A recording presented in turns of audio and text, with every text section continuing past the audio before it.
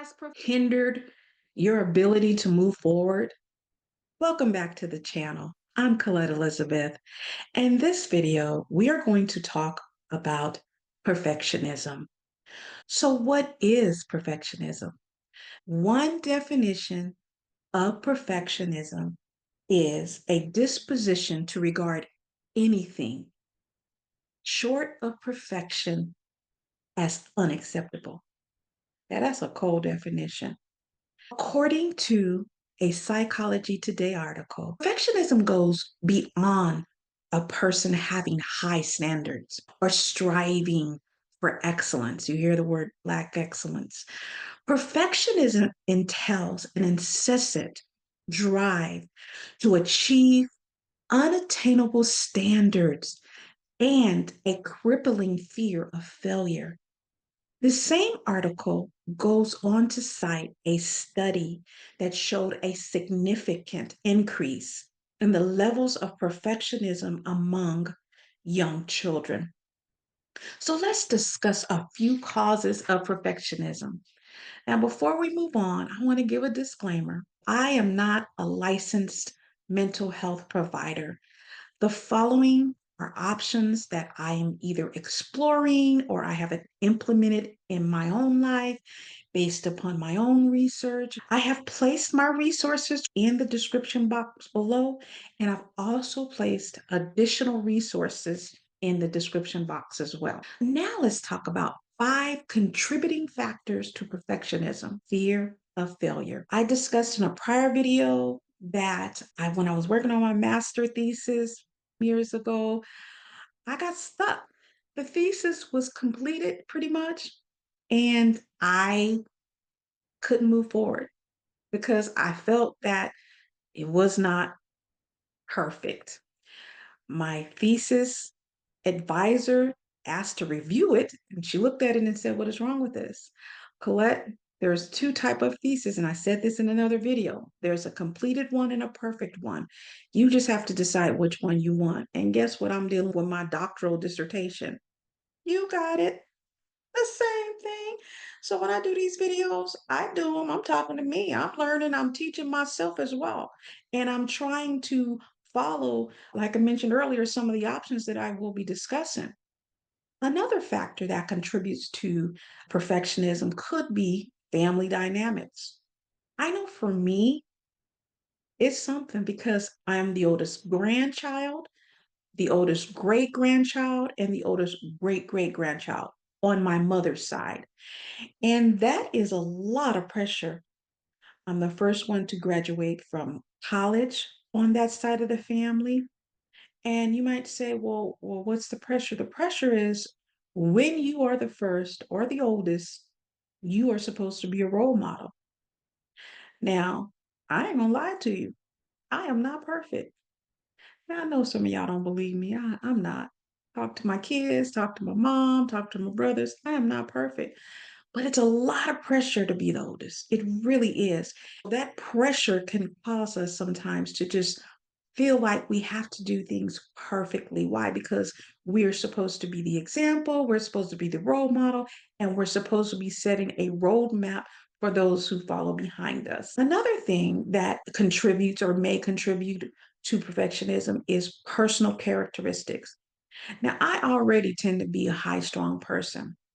I have certain standards as it relates to my professional life. I have high expectations of my performance when it comes to my job before I retired. And I had high expectations of the individuals who reported to me. When you are high strung like that, or when you have such high expectations, that can be a good thing depending on what you're working on. If it's a project that requires attention to minute detail, it has to be this way or that way for a system to process correctly. It's a good thing. I used to adhere to the idea that trash in, trash out. That was a philosophy I had. Why? Because a lot of times I represented my employer at different hearings. So I would have to present evidence in front of the judge. And if the information was trash, The judge would give us a trash decision. So a lot of the positions that I held required an attention to detail. So perfectionism in some areas may be okay. However, perfectionism can also be a hindrance to progression and completion. Why? Because sometimes the thing is just not going to be perfect. Sometimes we got to just build that thing and keep it moving. Sometimes. And there are some projects where that's okay. And I do okay with those, but it take me a minute to accept it because I'm looking, I'm researching, and I am looking to ensure that things are correct. A fourth thing that contributes to perfectionism, societal norm, due to the overconsumption of social media, which encourages comparisons of every kind, of everything, everywhere. This is why our young people, many of them, have issues with comparison, self esteem. And I said young people, but some of us older people do too. Why? Because we comparing ourselves. Now, back in the day, we used to call that keeping up with the Joneses. The problem with comparisons today, as it was back then, is that you are not comparing apples to apples. Why? Because you're comparing your real life to somebody else's life or make believe life. Okay. So some of us look at pictures and we say, "Ooh, I like the way that dress look on her, but I can't wear that dress." Well, she can't wear the dress either. She has auto-tuned the thing. She's done face things to the thing. She don't even look like the picture that you're looking at. So you're comparing yourself to something or somebody that is not real. It's not real. So societal norms is a very strong, I believe, contributor to perfectionism because we're looking at what other people have and what they do and how they have it and how they do the thing. And we think we should do it like that. Do it the way you do it because they're not even doing it the way they're showing you that they're doing it. That's just the truth. Years and years ago, there was a movie called The Joneses. Came out in 2009, I believe. Check that movie out. I think it starred Demi Moore and somebody else, but it is a good movie and it predates this huge social media thing. But it gives you an idea of what we do when we compare ourselves to the Joneses. The Joneses aren't even the Joneses. Let's just keep it all the way real. The fifth contributing factor to perfectionism, cultural pressures. Now, as Black women, we have been taught and it has been ingrained in our mind that we must be twice as good to get half as far. And unfortunately, in many cases, let's just keep it real, that is true. All right, it is true. We had an example of our sister friend, actress Taraji P. Henson, talking about how she is not getting paid her worth, whereas other people who have a similar career are getting paid more.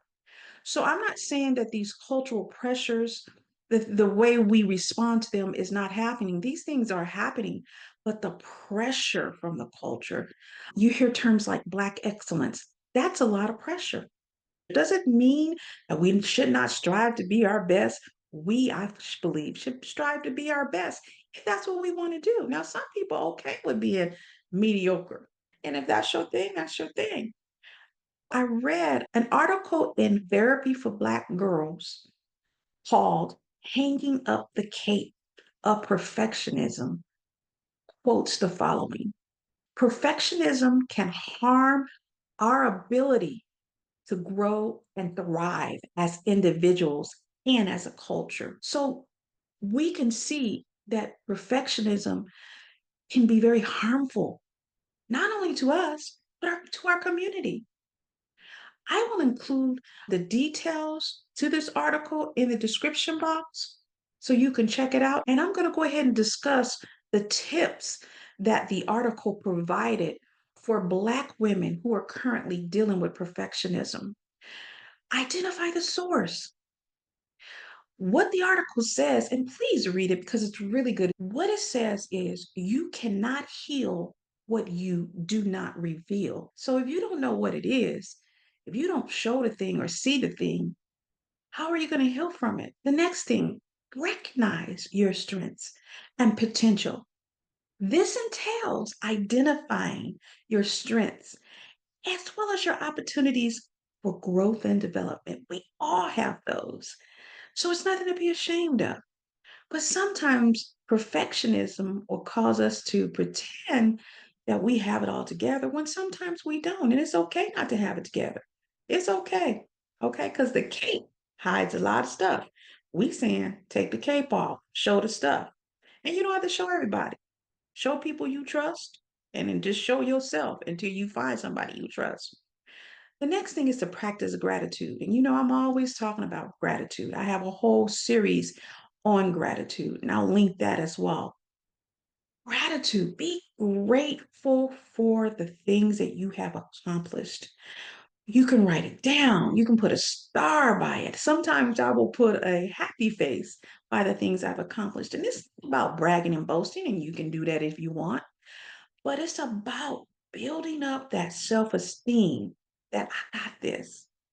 I got this. I can do this. Because we talked about perfectionism is rooted in the fear of failure. Recognizing and acknowledging the things you've already accomplished, that helps you to get your on. I did the doggone thing.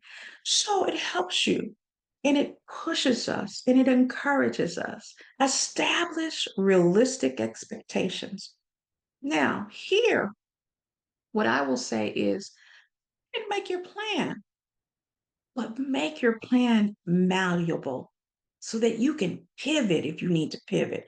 You can adjust it if you need to adjust it. You can modify it if you need to. You can redo it if you have to. Okay. So establish realistic goals. Put space in between them so we can make those adjustments when it's necessary. Create a list of your goals and you want to break them down into manageable parts. For me, that is a huge something I had to work on. I look at stuff, I talked about it in prior videos, and I look at the whole picture. I got to do all this stuff. And it's okay to look at the picture, but be able to zoom in on the little steps that we can make towards completing those goals.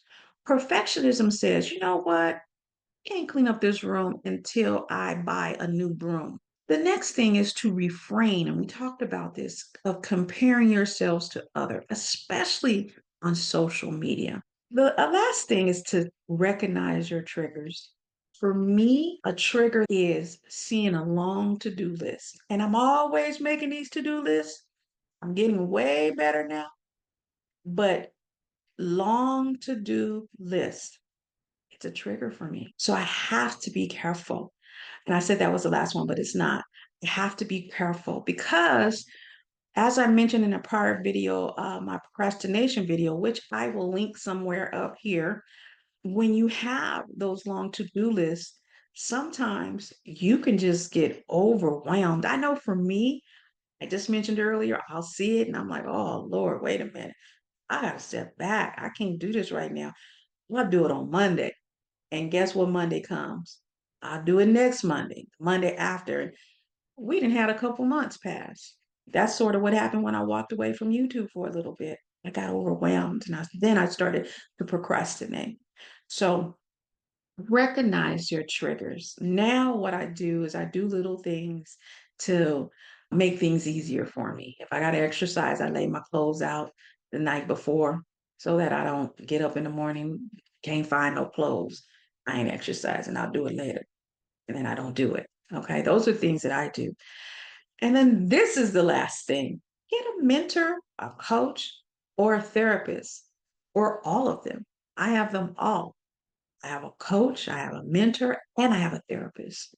So those people are what you would call your personal advisory group. Talk to those folks. And I got to tell you too, God is in my group. I talk to him every morning. What you want me to do? How should I do this? In prayer. So get your mentorship in order. coaching, therapy. You don't have to pay people if you don't have the money. Talk to a good friend, talk to a good family member, a community member who will hold you accountable in a loving, kind way. If you like this video, give it a thumbs up. If you want to see more videos like this, subscribe to the channel. And tell me about some stuff you do to help yourself push away from perfectionism. Put it in the comments. Talk to you soon.